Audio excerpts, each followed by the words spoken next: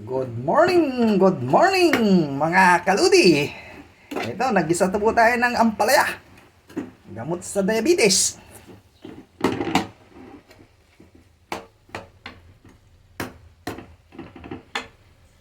Na may karne, ng konting karne. Ayan. Yung mga diabetes dyan. Ayan. Luto po kayo ng ampalaya, saka tea. Ampalaya tea. Ayan, pampababa po ng ano yan. Ating ang tawag dito, diabetes. Ayan, paminsan-minsan magluto kayo. Ayan. Na may itlog. Shout out po sa lahat ng mga followers ko dyan.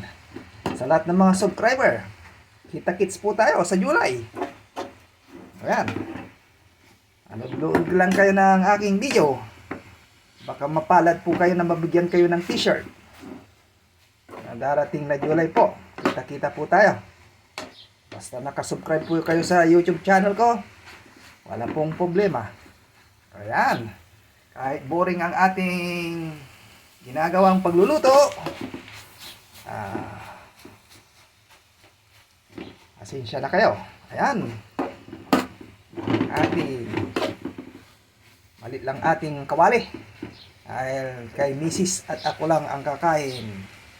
Baby Kat ay ayaw niya ang ampalaya. Yung mga bata ngayon ay wala na. Panay chicken, Jollibee, McDo. Hindi tulad na noong 1980s. Ayan. Thank you for watching. Bye-bye. Ingat po kayo lagi kung saan man kayo naroroon. At lagi po tayong gabayan ng buong may kapal. Ano man ang ating ginagawa. Bye-bye. Salamat.